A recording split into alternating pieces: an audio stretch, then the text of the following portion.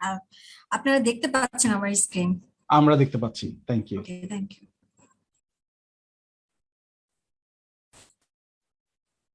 তো আমি আমাদের ক্লায়েন্ট কমিউনিকেশনের ক্ষেত্রে আমি যেটা করি সেটা হচ্ছে গিয়ে আমি সবার আগে চেষ্টা করি ক্লায়েন্ট কোন কান্ট্রির থেকে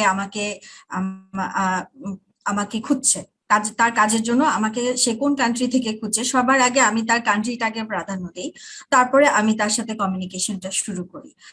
তো অ্যাকচুয়ালি প্রথমেই যেটা করতে হবে আমাদেরকে সেটা হচ্ছে গিয়ে আপনি আমাদেরকে প্রথমেই মাথায় রাখতে হবে মার্কেটিং এর কিছু পলিসি আছে। সেটা হচ্ছে গিয়ে যে মার্কেটিং এর 4P, এটা যদি আমরা মনে রাখি, যেমন ধরেন আপনার প্রোডাক্ট, প্লেস, প্রাইস, প্রমোশন, এই 4টা জিনিস যদি আমরা মাথায় রাখি তাহলে আমাদেরকে ক্লায়েন্টকে পড়তে সুবিধা হবে। আমরা ক্লায়েন্ট সম্পর্কে খুব সহজেই একটা ধারণা পাবো এবং আমাদের কমিউনিকেশন তার সাথে চালিয়ে যেতে পারবো।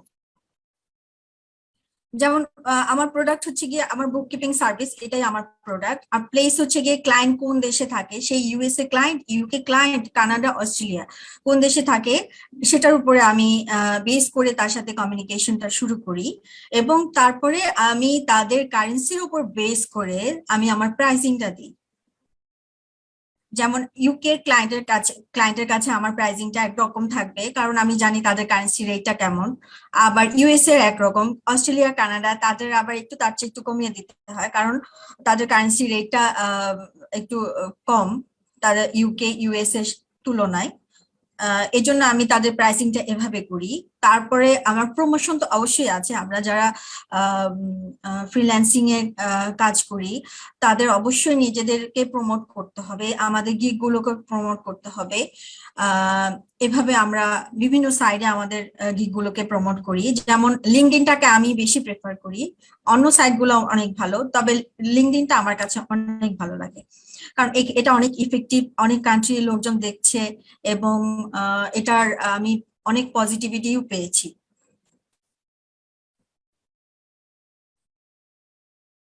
এরপরে আমরা আমরা যেহেতু আমাদের আমাদের ভাষা হচ্ছে বাংলা, তো ইংলিশটা আমাদের অনেকের মধ্যেই সহজে আসতে চায় না, বিশেষ করে আমাদের কথা বলার ক্ষেত্রে বা অন্য সবকিছুতেই ইংলিশটা একটু কম আসে। বাট আমরা যারা ফ্রিল্যান্সিং করি ওয়ার্ল্ড ওয়াইড, ইংলিশ তাদের জন্য মাস্ট। যেভাবে হোক আমাদেরকে ইংলিশটা আয়ত্ত করতেই হবে।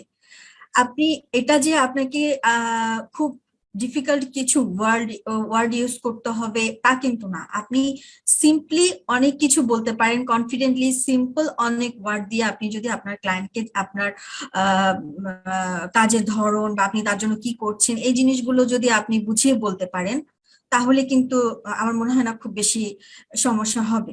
আপনারা যারা ভয় পান যে আমি তো ইংলিশে আমার তো বেশি ভালো না, তাদের ক্ষেত্রে আমি বলবো আপনি সিম্পল কিছু ওয়ার্ড কালেক্ট করেন। আপনাকে খুব হার্ড ওয়ার্ড যে বলতে হবে তা কিন্তু না, আপনি সিম্পল ওয়ার্ডে আপনার ইনিশিয়াল কনভারসেশন গুলো সাজিয়ে নিতে পারেন। তারপরে আপনি এই ব্যাপারে ক্লায়েন্টকে এভাবে আপনি ক্লায়েন্টকে আপনার কনফিডেন্স শো করতে পারেন যে না আমি আমি এগুলা তোমার জন্য করব, সেও বুঝতে পারবে ইজিলি আপনাকে এবং তার আপনার প্রাথমিক স্যাটিসফ্যাকশনটা চলে আসবে আপনার উপরে। তারপরে যেটা করি আমরা সেটা হচ্ছে গিয়ে আপনাকে খুব তাড়াতাড়ি রিপ্লাই দিতে হবে। ক্লায়েন্ট আপনাকে নক করবে, ফাইবারে হোক, আপওয়ার্কে হোক বা লিঙ্কডইনে হোক, যেখানেই হোক, একটা ক্লায়েন্ট যখন নক করবে তখন আপনি যত তাড়াতাড়ি সম্ভব আপনাকে সেটা রিপ্লাই দিতে হবে। এটা আমাদের ফ্রিল্যান্সারদের জন্য মানে খুবই একটা জরুরি কাজ, কারণ আপনার 1-2 মিনিটও যদি আপনি লেট করেন তখন দেখা যায় যে ওই ক্লায়েন্ট অন্য জায়গায় চলে যায়, কারণ সে একসাথে 4-5 জনকে নক দেয় অথবা তার বেশিও দিতে পারে। এর মধ্য থেকে যে তাকে ফার্স্টে রিপ্লাই করে ক্লায়েন্ট তার দিকে বেশি প্রেফার করে। তো এক্ষেত্রে আমাদেরকে অবশ্যই, আপনারা জানেন সবাই, আমরা ফাইবার হোক, আপওয়ার্ক হোক, আমরা সবকিছুই মোবাইলে নিয়ে নিতে পারি। ওখানে আপনি অ্যালার্ম সেট করে নিতে পারেন, আপনার যখন কোনো ক্লায়েন্ট নক করবে সাথে সাথে আপনি মোবাইল থেকে হলেও, আপনি বাইরে আছেন কোনো সমস্যা নাই, আপনি মোবাইল থেকে হলেও তাকে একটা ইনিশিয়াল রিপ্লাই দিতে পারেন, অথবা তার কাছ থেকে সময় নিতে পারেন, আমাকে একটু সময় দাও, বা ইনিশিয়াল আপনার একটা কোয়ারি লিস্ট থাকতে পারে, আপনি তাকে দিয়ে দিতে পারেন, সেটা সে ফিল আপ করে দিতে দিতে আপনি হয়তো তার কাছে ব্যাক করে আসতে পারবেন ডিটেল। তো আমি বলবো যে এটা অবশ্যই আমাদেরকে সবার ফলো করা উচিত।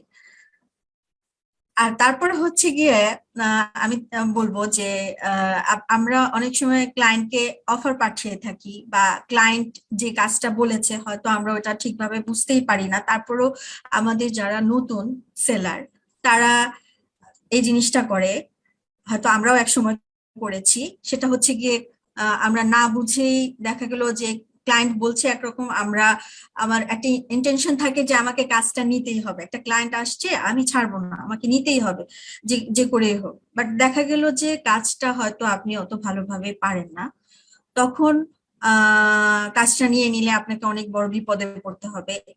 যেমন আপনি কাজটা অন টাইমে শেষ নাও করতে পারেন, অথবা আপনি যেমন তেমন করে তাকে একটা ডেলিভারি দিয়ে দিলেন, তখন ক্লায়েন্ট একটা ব্যাড রিভিউ দিয়ে গেলে সেটা প্রোফাইলের জন্য অনেক বেশি ক্ষতি হয়। এবং এটা নিয়ে আপনিও অবশ্যই মেন্টালি স্ট্রেসে থাকবেন, কারণ আপনার কাজটা আপনি ভালোভাবে করে দিতে পারেন নাই। তো সেই ক্ষেত্রে আমি বলবো অবশ্যই আপনাকে কাজটা আগে ভালোভাবে বুঝতে হবে, তারপরে আপনাকে ওটার অফার পাঠাতে হবে, বা ওই অর্ডারটা কনফার্ম করাতে হবে ক্লায়েন্টকে দিয়ে।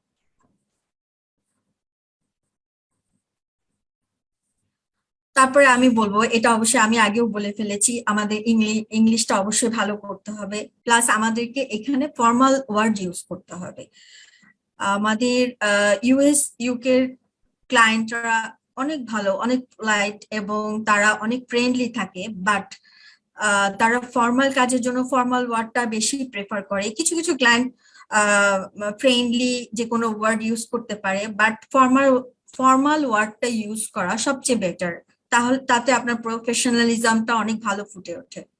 তো সেক্ষেত্রে ক্লায়েন্টও ভাবে যে হ্যাঁ আপনি যথেষ্ট প্রফেশনাল, এবং আপনাকে দিয়ে হয়তো তার কাজটা অনেক ভালোভাবে সম্পন্ন হবে। তো এই কিছু কিছু ফর্মাল ওয়ার্ড আপনারা একত্র করে রাখতে পারেন এক জায়গায়, সেখান থেকে আপনি সেই ওয়ার্ড গুলো ইউজ করতে পারেন, যদি আপনার ইংলিশটা অত বেশি স্ট্রং না হয়। আর ভালো হলে তো সেক্ষেত্রে বলার কিছু নেই, আপনি নিজেই বুঝতে পারবেন আমাকে কখন কি ইউজ করতে হবে। আরেকটা সবচেয়ে বড় ব্যাপার হচ্ছে যে আমাদের ওয়ার্ল্ড ওয়াইড একটা মার্কেট হচ্ছে গিয়ে কম্পিটিশন মার্কেট।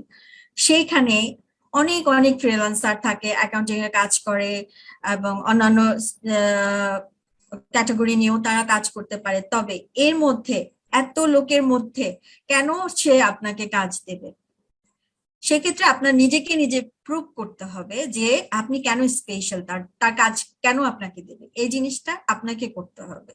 এবং এই ব্যাপারে আপনি নিজেকে কিভাবে এটা আসলে কি, এই জিনিসগুলো কিন্তু আমাদের শুধু যে ফ্রিল্যান্সিং মার্কেট বলেন তা কিন্তু না, এটা আপনি কর্মক্ষেত্রে যেখানেই যান সেখানেই আপনার এই জিনিসগুলো লাগবে। প্রতিটা জিনিস আমি যেগুলো বলেছি সবকিছুই কিন্তু আপনাদের কর্মক্ষেত্রে যেখানে যান সব জায়গায় কিন্তু এই জিনিসগুলো দরকার হবে। যেমন আপনি কেন স্পেশাল, কেউ কিন্তু আপনাকে সুযোগ করে দেবে না, নিজের সুযোগটা নিজেকেই করে নিতে হবে, নিজের রাস্তাটা নিজেকেই তৈরি করে নিতে হবে। সেক্ষেত্রে আপনাকে প্রমাণ করতে হবে আপনি কেন স্পেশাল। অবশ্যই এটা প্রমাণ করার জন্য আপনাকে কাজ জানতে হবে। যেমন আপনি যদি কোনো একটা কাজ ভালোভাবে না জানেন, আপনি কনফিডেন্টলি বলতে পারবেন না যে আপনি কেন স্পেশাল। তো সেক্ষেত্রে আপনাকে নিজেকে ডেভেলপ করতে হবে।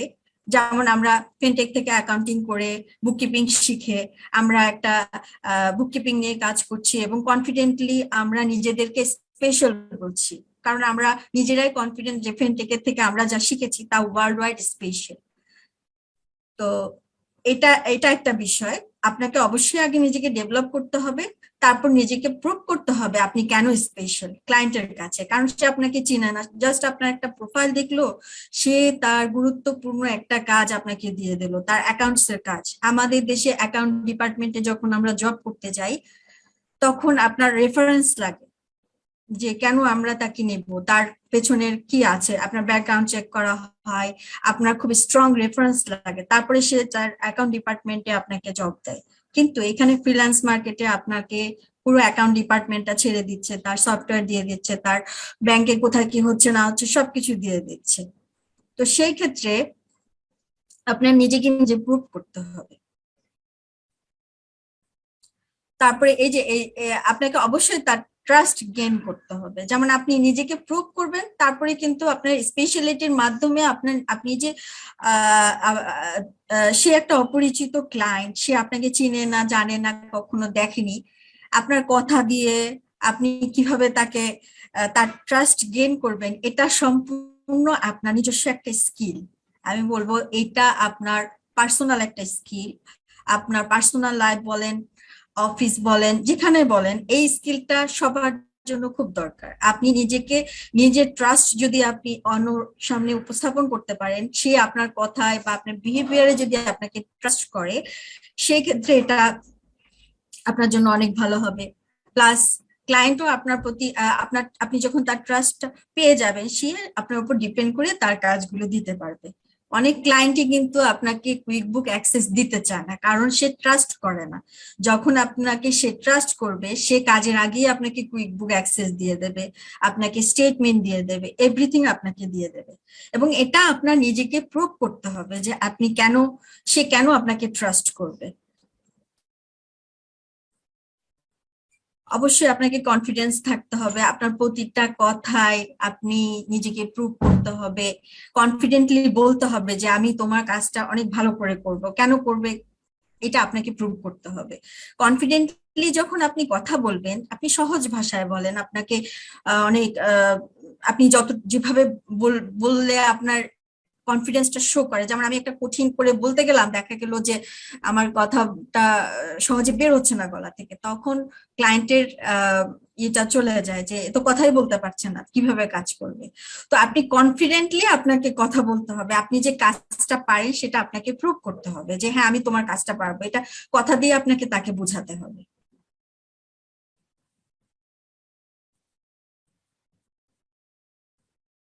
আপনার যখন একটা ক্লায়েন্টের কাজ শেষ হবে, তখন আপনাকে একটা কাজ যখন শেষের দিকে চলে আসবে, তখন আপনাকে চেষ্টা করতে হবে পরবর্তীটা, নেক্সট স্টেপে আপনি কি করবেন।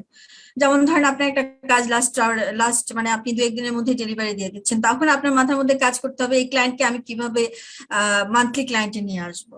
তখন আপনাকে তার জন্য কিছু অফার আপনি দিতে পারেন, যে তুমি যদি মান্থলি নাও, আমি তোমাকে হয়তো কিছু ডিসকাউন্ট দিব, অথবা তোমার ওই সাইডের একটু কাজ আছে, ওই কাজটাও আমি তোমাকে করে দিচ্ছি, ছোট একটা কাজ যদি থাকে তার।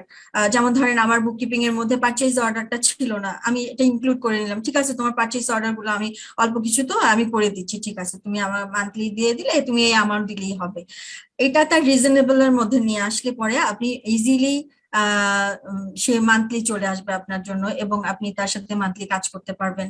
একটা ক্লায়েন্ট মান্থলি হলে আপনার নিজের কাছেই ভালো লাগবে যে আমি অনেকদিন ধরে তার সাথে কাজ করছি। আহ এটা খুব ভালো একটা দিক।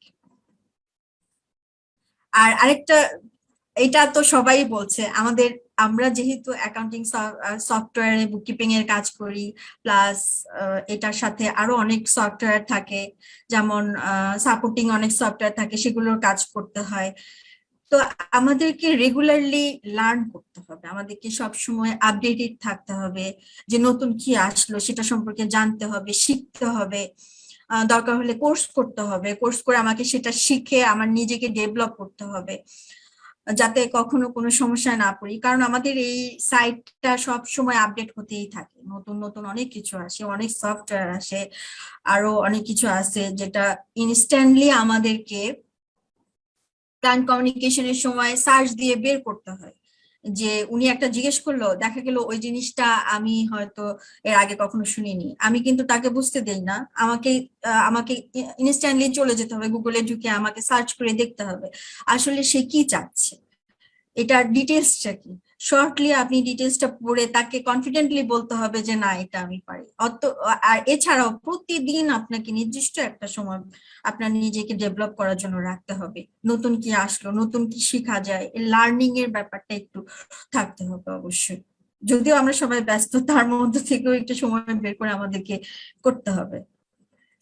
আরেকটা যেটা বলবো, আপনার বাই রিকোয়েস্ট, ফাইবার, আপওয়ার্কেও আমরা ক্লায়েন্টকে পাঠাই। ক্লায়েন্টের সেখানে আমাদেরকে পে করতে হয়, পে মিনস আমাদেরকে ওখানে বিভিন্ন এক একটা কাজের জন্য অফার পাঠাতে হলে আমাদেরকে পে করতে হয়, কিন্তু কিছু ফ্রি থাকে। বাট আমরা যখন অনেক বেশি ক্লায়েন্টকে কোটেশন পাঠাতে যাই তখন আমাদেরকে পে করতে হয়। কিন্তু ফাইবারে এই জিনিসটা পুরাটাই ফ্রি।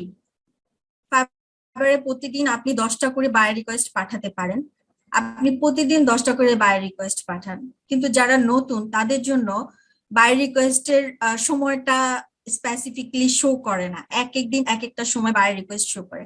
তা আমি যখন নতুন ছিলাম তখন আমি বসে থাকতাম কখন একটা বায়ার রিকোয়েস্ট আসবে, কখন একটা বায়ার রিকোয়েস্ট আসবে। যখনই আসতো তখনই ঝাঁপায় পড়তাম, কারণ ওই সময় খুব অল্প সময়ের জন্য বায়ার রিকোয়েস্ট গুলো শো করে, খুবই অল্প সময়ের জন্য। যত তাড়াতাড়ি পাঠানো যায় চেষ্টা করতাম। তো পাঠাতে পাঠাতে আমার টার্গেট ছিল প্রতিদিন আমি 10টা বায়ার রিকোয়েস্ট অবশ্যই পাঠাবো। এটা যদি শুধুই যে বুককিপিং হতে হবে তা না, আমরা সবাই কিন্তু ডাটা এন্ট্রি, এক্সেল, বিভিন্ন ধরনের কাজ পারি। ইনিশিয়ালি যখন আপনি মার্কেটে ঢুকেছেন তখন আপনি 10টা বায়ার রিকোয়েস্ট প্রতিদিন একটা ফিক্স করেন যে আমি 10টা বায়ার রিকোয়েস্ট পাঠাবো। যে কাজটা আপনি পারেন সেটার সাথে একটু কাছাকাছি যদি কিছু মিলে আপনি বায়ার রিকোয়েস্ট পাঠাবেন। বায়ার রিকোয়েস্ট পাঠানোর মেইন প্লাস পয়েন্টটা হচ্ছে গিয়ে আপনি 10টা বায়ার রিকোয়েস্ট পাঠালে 10জন ক্লায়েন্ট আপনার প্রোফাইলে একটা ক্লিক দিচ্ছে, দেখছে সে কে পাঠালো। আপনি যদি তাড়াতাড়ি পাঠান একটু টাচ করে হলেও দেখবে, আপনাকে হায়ার করুক না করুক আপনাকে দেখছে, সে ভিজিট করছে, আপনার গিয়ে একটা ক্লিক করছে। তো ইনিশিয়ালি আমি বলবো এই 10টা বায়ার রিকোয়েস্ট আপনি কখনোই মিস করবেন না, বায়ার রিকোয়েস্ট পাঠাতে থাকেন। সব ক্লায়েন্ট যে ওই কাজটাই দিবে ওখান থেকে যে আপনি ফার্স্ট কাজ পাবেন তা না। এটা হচ্ছে কি আপনি টার্গেট করেন যে আমি পাঠাই, কাজ এখান থেকে আসতেও পারে নাও আসতে পারে, কিন্তু আপনার গিগের উপরে একটা ক্লিক করছে, ক্লিক করাতে অন্য ক্লায়েন্টরা সেটা দেখছে, ইমপ্রেশন বাড়ছে, আপনার অন্য ক্লায়েন্ট নক দেবে তখন আপনাকে। এভাবে আপনি আগাতে পারেন। আমি আর মনে হয় অনেক কিছু বলে ফেলেছি, আবার হয়তো অনেক কিছু বাদ দিয়েছি। আপনাদের যদি কোনো প্রশ্ন থাকে বলতে পারেন।